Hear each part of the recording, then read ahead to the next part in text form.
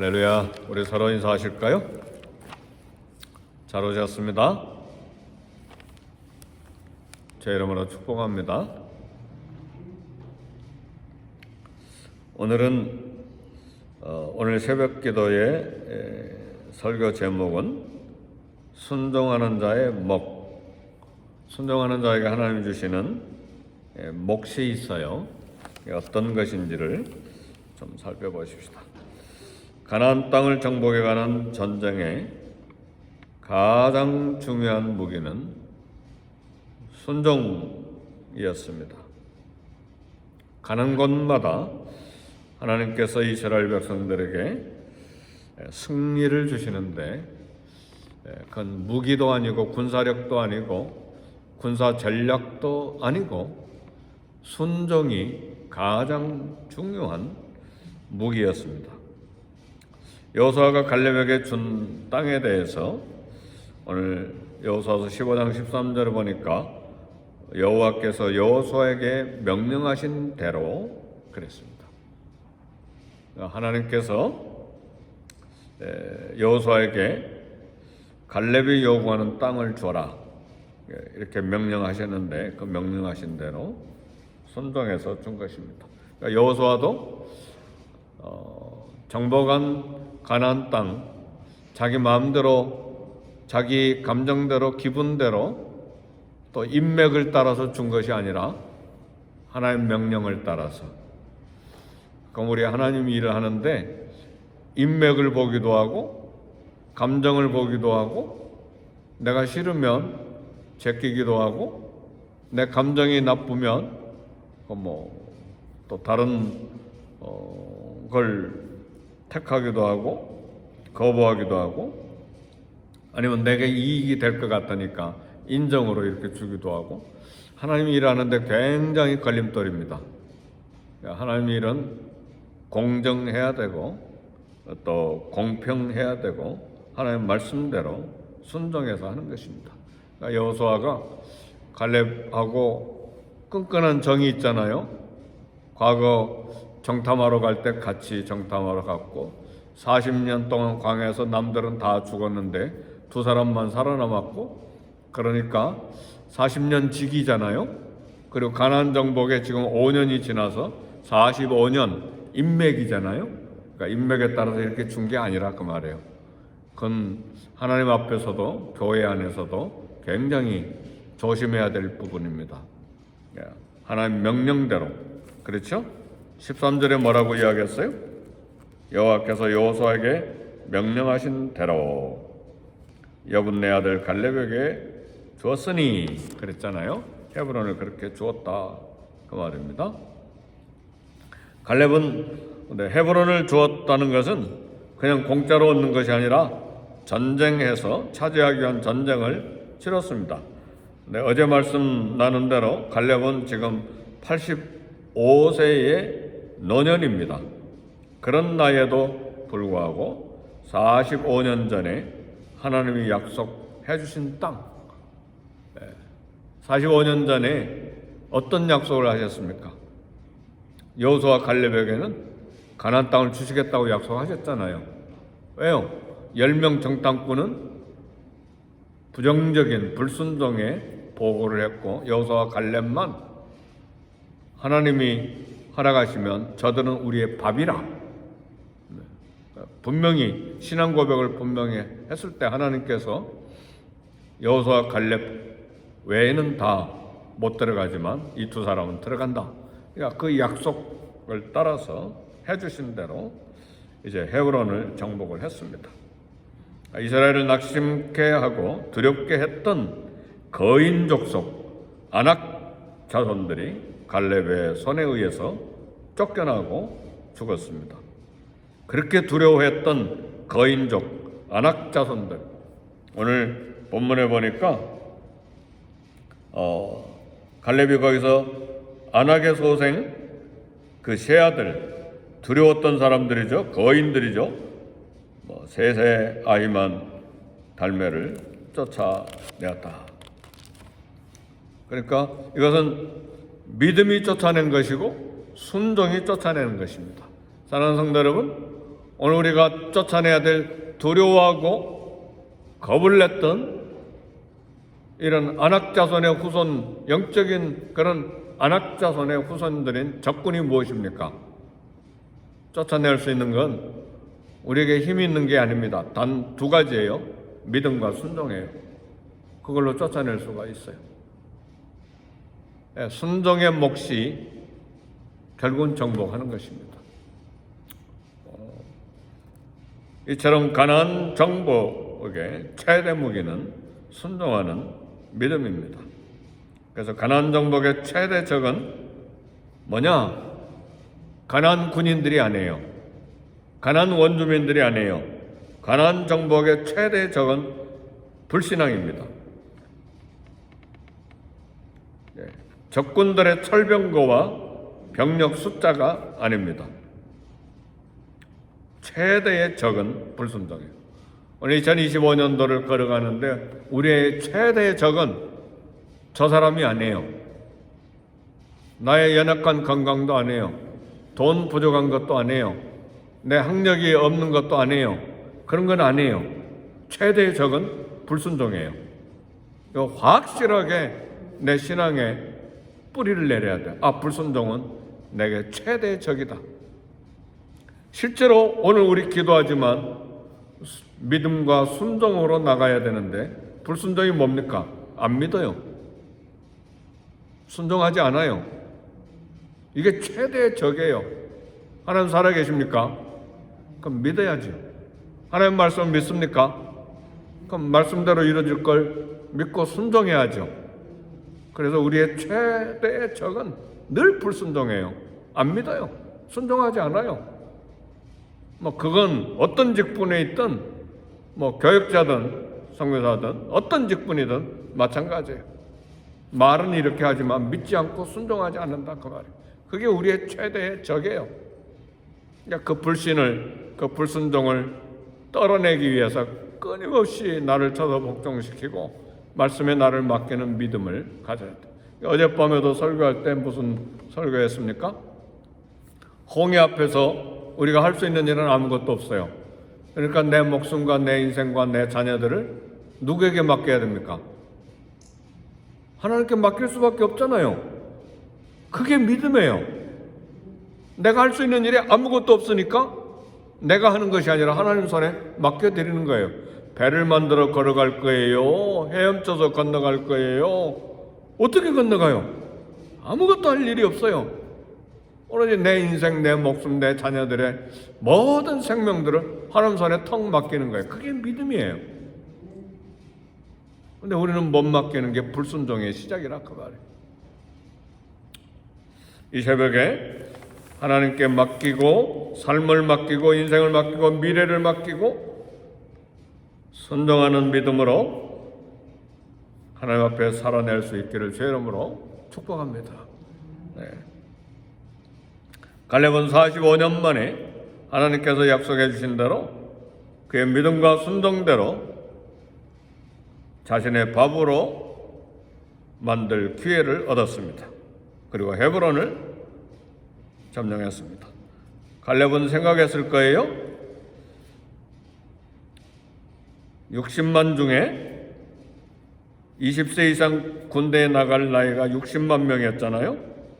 다 죽었어요. 두 사람만, 여호수아와 갈렙만 살아남아는 헤브론을 점령하고 어떤 생각을 했을까요? 45년 전에 이스라엘 백성 60만 명이 하나님을 거역하지 않고 믿고 순종했다라면 오늘 이스라엘의 모든 사람들의 삶이 얼마나 달라졌을까? 그 생각을 안 했겠어요? 그죠? 45년 전에 수십만 명의 우리 민족, 우리 백성이 믿고 순종했더라면 얼마나 삶이 달라졌을까? 근데 우리는 믿지 못하고 불순종함으로 하나님이 주실 모든 것들 다 놓치고 하나님의 영광을 드러내지 못하는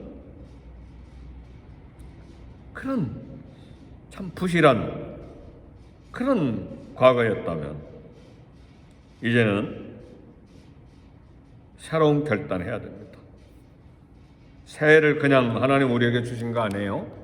2025년도를 그냥 주신 것 아니에요? 하나님 다 계획이 있고 우리에게 새로운 기회를 주시기 위해서 이렇게 2025년도를 만나게 하셨습니다. 사랑하는 성도 여러분, 오래전에 10년 전, 30년 전, 50년 전, 오래전에 하나님 약속해 주신 꿈이 있습니까? 약속해 주신 말씀이 있습니까? 이제는 붙잡으세요. 아, 과거가 지나버렸다. 아니에요. 갈렙은 45년 전에 주신 약속 붙잡고 헤브론으로 나갔어요. 순종으로. 아멘, 할렐루야. 그래서 저도 한 55년 전에 시골 교회에서 마룻바닥에 40일간 혼자 꼬마가 그 밤에 무섭더라고요. 삐걱거리는 마루 바닥에서 혼자 잠자면서 40일간 중학교 졸업하고 이야기해요. 하나님이 저에게 두 가지 꿈을 주셨어요. 그걸 다시 기억해냈습니다. 하나님, 이미 성취됐습니까? 앞으로 성취될 것입니까? 이미 성취됐기도 했고 앞으로도 성취될 것을 믿습니다. 그리고 그 꿈을 다시 잡았어요. 아멘, 할렐루야. 네, 놓지 마세요. 왜요? 갈렙도 45년 전의 약속을 다시 붙잡고 헤브론으로 진군하잖아요. 우리도 그렇게 나갈 수 있다 그 말이에요. 붙잡으세요. 어떤 삶을 걸어왔든지 간에 한결같은 믿음과 순종으로 그 약속의 성취를 받아내야 됩니다. 그러면 하나님께 영광이요 나에게도 영광입니다. 아멘, 할렐루야. 왜요? 하나님께 영광입니까? 왜? 여호와의 능력을 증명하고 여호와의 약속의 말씀을 신실하다는 걸 증명하는 도구가 됐기 때문에 하나님께 영광이고, 나는 그 약속을 손에 받았기 때문에 영광이고, 그러잖아요. 그러니까 우리가 약속을 받아내는 건 하나님께도 영광이고 나에게도 영광이 된다 그 말이에요. 그냥 하나님의 일이기도 하고 내 일이기도 하고, 하나님께서 내게 주신 비전과 꿈이기도 하고 내게는 사명이요 소명입니다. 이 놀라운 하나님의 은혜 안에 살아가는 오늘 새벽기도에 나오신 우리 성도님들이 되시기를 주의 이름으로 축복합니다. 하나님 살아계시니까, 그리고 그 일을 이루어 가시니까요. 45년 전에 약속도 성취하신 하나님, 500년 전에 약속의 전설적인 약속도 성취하신 하나님. 아브라함에게는 이미, 아브라함은 오래전에 죽었잖아요. 한 500년 전에 죽었잖아요. 근데 지금 여호수아 갈렙에 의해서 가나안 땅이 주어지고 있잖아요. 그러니까 이미 500년 전에 죽었던 아브라함에게도 약속이 성취되는 거예요. 하나님 약속이라고 하는 건 그래요. 그래서 하나님 말씀은 신뢰할 수 있고 영원한 변함이 없는 진리의 말씀이죠. 하나님, 살아계신 하나님, 생생하게 살아계신 하나님 앞에 믿음으로 반응하고 순종으로 반응하는 이 새해가 되기를 바라요. 그리고 그 하나님의 신실하심과 능력과 은혜를 유산으로 상속해야 돼요. 우리 자녀손들에게. 뭘 유산으로 상속하실 거예요? 돈이에요? 그건 별로 가치 없어요. 뭐 잠시 좋아할 줄은 모르지만 그건 영원하지 않아요. 네. 오히려 자녀들 가운데 심각한 긴장을 줄 수가 있어요. 그죠? 돈이라고 하는 건 그래요. 그러니까 초상 부모 시체 앞에 놓고 자녀들끼리 싸운다고 그러잖아요. 왜? 유산 때문에. 인간이라고 하는 그래요. 그러니까 우리가 남겨줄 유산은 재산이 아닙니다. 믿음이에요. 순종의 걸음이에요. 그것 주면 하나님 축복하시고 이 험한 세상 이겨나갈 수 있습니다. 아멘입니까? 그 믿음 가지면 얼마나 보석보다 더 찬란한 믿음, 순종이잖아요. 그러니까 하나님이 책임지시니까요.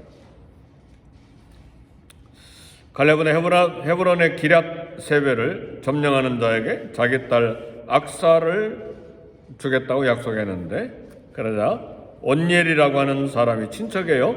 온니엘이라고 하는 사람이 그 땅을 정복했습니다. 온니엘이 갈렙의 사유가 되고 남방의 땅 그리고 샘물을 선물로 받았습니다.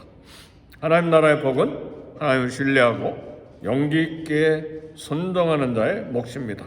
그래서 나의 형편 보지 말고 내 능력, 내 지혜, 지식, 정보, 연약함 이런 거 보지 말고 약속의 말씀 순종하겠습니다. 믿음으로 걸어가겠습니다. 네, 그런 믿음의 선물을 달라고 기도해야 돼. 믿음이 약하면 믿음 주세요. 때를 써야 돼요. 내 이름으로 무엇이든지 내게 구하면 내가 행하리라.